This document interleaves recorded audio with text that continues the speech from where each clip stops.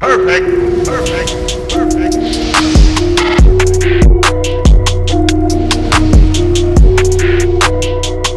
What is going on, everybody? RB here. Welcome back to Philly Take with RB. You know what to do. Smash the like, hit the subscribe, and hit that notification bell. That way you're always notified whenever I upload or go live. We are live for every single Sixers game, and the live stream chat is lit with the Fire Take Nation, so be sure to tune in to the next one.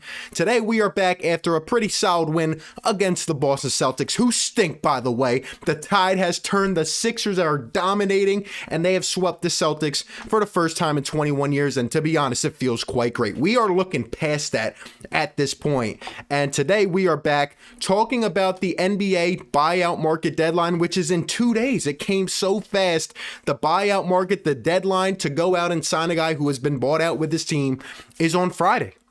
And, you know, there's been a lot of action over the last day or two. There's, you know, not a lot of top tier names, but definitely players that are choosing to sign with some contenders.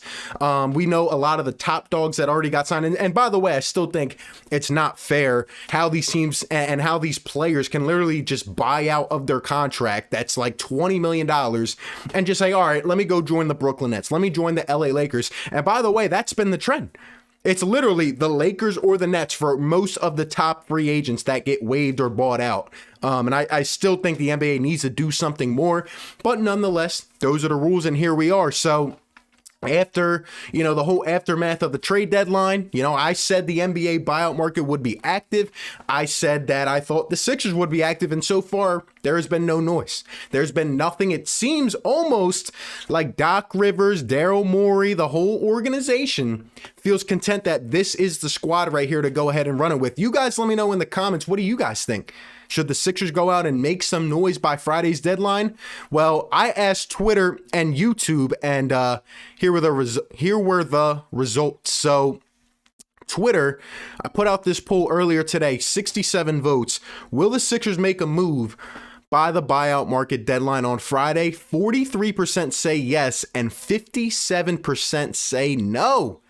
So people think, you know, I guess they don't think we're going to go. They think Daryl's confident in this squad, right?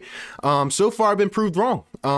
Who knows? But here on YouTube a couple hours ago, 364 votes. It was 50-50 for a while, but 52% say yes and 48% say no. There's the disparity right there between YouTube and Sixers Twitter. But look, man, it's close. People some people think we're going to go out and get one of these last, remaining snipers or whatever. In my personal opinion, yesterday was a great win. The bench, the depth of this team played well. They have been playing well, but depending on whether we go to an 8, a 9, a 10-man rotation, I think we still need a piece or two. Just my personal opinion. I think we can compete with anybody. I think we can go up against any juggernaut, even the Nets or whoever.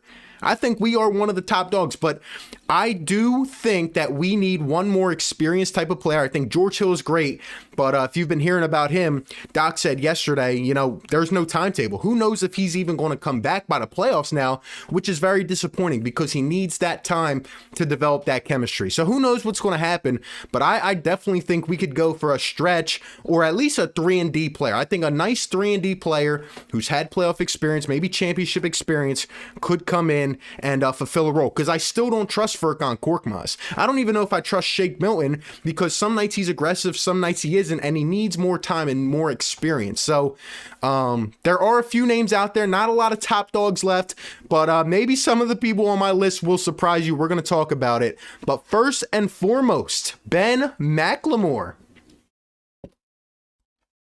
If you guys don't know who Ben McLemore is, been around to a couple different locker rooms, a nice shooter. He spent some time in Houston, and Daryl Morey was there. I thought we could kind of, work that rapport, work that connection, kind of get Ben, steering his way over to Philadelphia. But just like everybody else in the NBA world right now, he chooses either the Lakers or the Nets, and he says, all right, I'm going to go to LA. I thought Ben McLemore would have been a great target, but he is off the board. So in case you didn't see that, there it is. But here's my first target, It is Wayne Ellington. I'm not going to keep preaching on this. 33 years old, nice 3-and-D guy, tough as heck, tough as nails. Going to come in, give you 10 points a game. He is shooting 42% from long range this year with the Pistons. And I put him in every trade video I did so far. And I'm actually quite surprised that he did not get moved given the ease of his contract, right? He's only getting paid $2.5 million on a 1-year contract. He's going to be a free agent after this, going into, 34 years old, testing free agency. I'm surprised that the Pistons didn't move him. I thought it would have been a package deal with DeLon Wright, and DeLon Wright got sent to the Kings, which made no sense. The Pistons just make no sense at this point. But for Wayne Ellington, a guy who's going to be able to come in, he's been playing over 20 minutes a game. He's a sniper, like I said, going to shoot above 40% from 3, and he's been around the 9 different locker rooms. The guy has experience.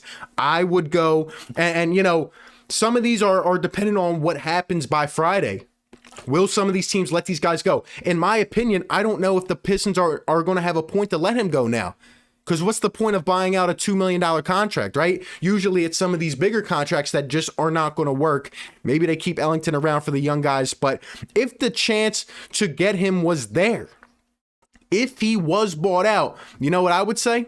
Daryl Morey, go get this done right now. Wayne Ellington is everything we would need off the bench. And I think he would fulfill a big role. And he would definitely earn himself some minutes. The second guy that I really like, and he has not been brought up yet, that's Avery Bradley. Avery Bradley was in the Victor Oladipo trade. He's 30 years old, 6'3" shooting guard. Now with the Rockets, I think he played 1 game, and now they're resting him. He's been plagued by injury. Injuries have been taking over kind of his career the last couple years. He signed with Miami as a free agent this offseason. He played in 10 games before getting injured. Then he had the virus. The Heat were like... It was like a cult effect. Like everybody on the Heat had some type of injury or some type of sickness to stay out. And Avery Bradley was in there. But in his 10 games, averaged 21 minutes a game. He averaged 8.5 points a game. He also shot 42% from 3. And if you know anything about Avery Bradley, if you remember the days where he played with Boston, great 3-and-D guy, can come right in, knows his role. He's technically an NBA champion because with the Lakers last year, he was playing a great role. And then when the whole bubble started, I believe he had a young son and did opt out of going there because he didn't want any complications. Still got his ring, but obviously didn't get to play. But, just another 3-and-D professional type of guy. He's been on 7 different teams, has the experience. The main thing is, will he stay healthy? And the Rockets are resting him. I think they're going to buy him out. Now, Kelly Olynyk has been playing well, so apparently they're not going to, part with him. But a 30-year-old Avery Bradley, what is the point for the Rockets to keep him?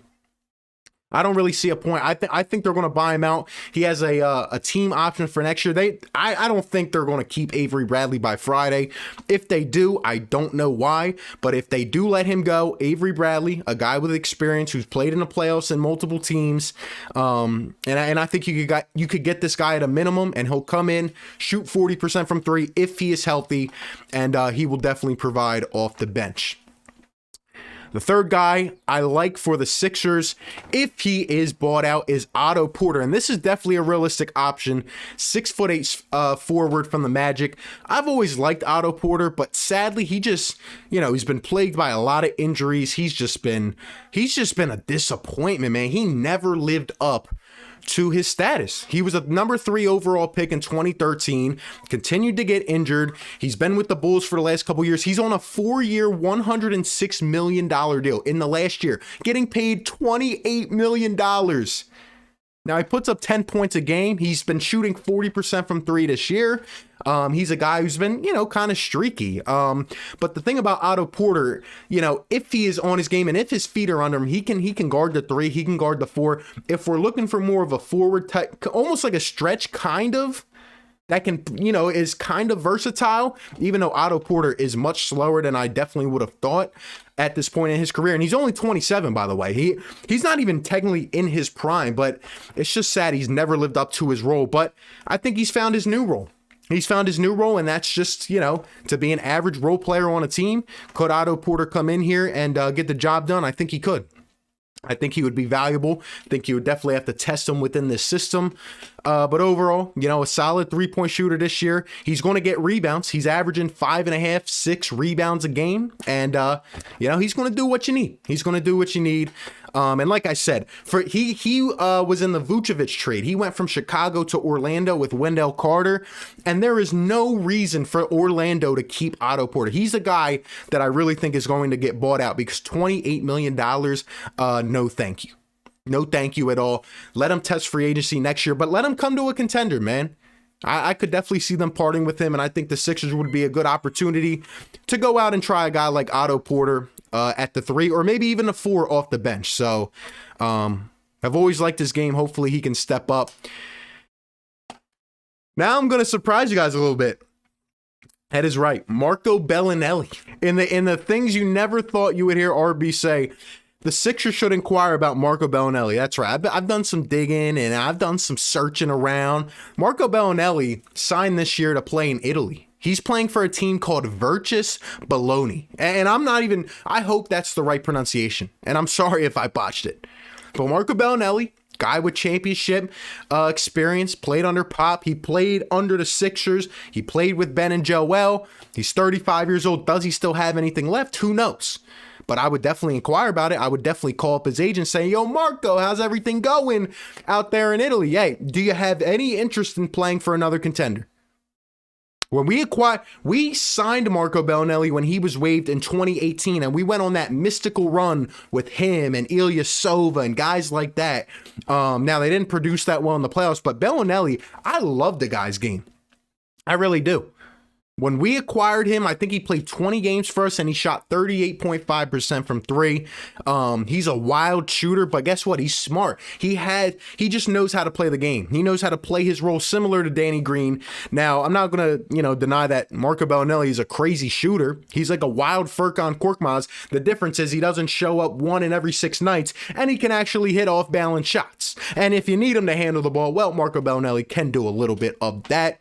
But overall, he would be just a strict 3-and-D guy. Played for the Spurs last year after he left us. He signed, a 2-year deal with the Spurs and played with them. Just a guy who has the experience, man. And I would inquire about him. I really would. Like I said, he knows Ben and Joe. He knows our system. So I'm on the bring Belinelli train back to the U.S. and back to Philly. And the last guy might even surprise you more. Kyle Korver. Kyle Korver is currently a free agent, has not played this year. Nobody knows what's going on with him. I think he had some family issues. I'm not sure. But, Kyle Korver is 40 years old. He's probably slow as a snail because the last time I saw him, he was making a playoff run last year with the Bucks. That people thought he was going to retire this year. Who knows? But I would definitely call up Kyle Korver or his agent and, see if he's been working out, see if he's in game shape. Would he want a chance to finally win a championship in his career? One of the best 3-point shooters ever. Drafted, traded on draft night to the Sixers. And for the 4 years that we had Kyle Korver, I absolutely loved him. One of my favorite Sixers. He has the highest 3-point percentage in a season ever, which doesn't really matter. That's just a cool stat. But, in his limited minutes last year with the Milwaukee Bucks, he still shot 42% from 3. He's one of the smartest players I've seen. Can he still do it at a physical ability type of way? Probably not. But I would definitely inquire and see if he's in shape, because if he can come in and hit some shots, I would still take him over Furkan Korkmaz in the playoffs, just because I trust the IQ of Kyle Korver. Who knows, man? But in the 4, maybe 5 years he played for the Sixers, I absolutely loved Kyle Korver. Like I said, I feel like we need another shooting piece, 3-and-D guy. I would inquire about Kyle Korver if it came down to it. But those are pretty much my options, guys. Like I said, a lot of the big dogs either went to the Lakers or the Nets. Still feel there are a couple quality options, which we talked about. But look, if we go quiet at this buyout deadline, I said we were going to be, I thought we were going to make some noise, but apparently, like Daryl Morey said, the right moves haven't been there. But at the same time, he did say it was championship or bust. So who knows what we're thinking? And actually, a couple weeks ago, Daryl Morey, or it might have been Doc Rivers, one of them said, like, you know, we are definitely going to be looking to upgrade at the buyout deadline. So I do think we're going to make some type of move. Hopefully it's a guy who comes in with experience, can knock down shots, and can help lead us all the way to the championship. If I missed anybody, let me know down below. Let me know what you think about these 5 guys, a potential reunion with someone. Give me all your thoughts in the comment section. Appreciate you guys for tuning in. Be sure to like, comment, and subscribe. And I'll catch you on the next one, man. Peace. Perfect. Perfect. Perfect.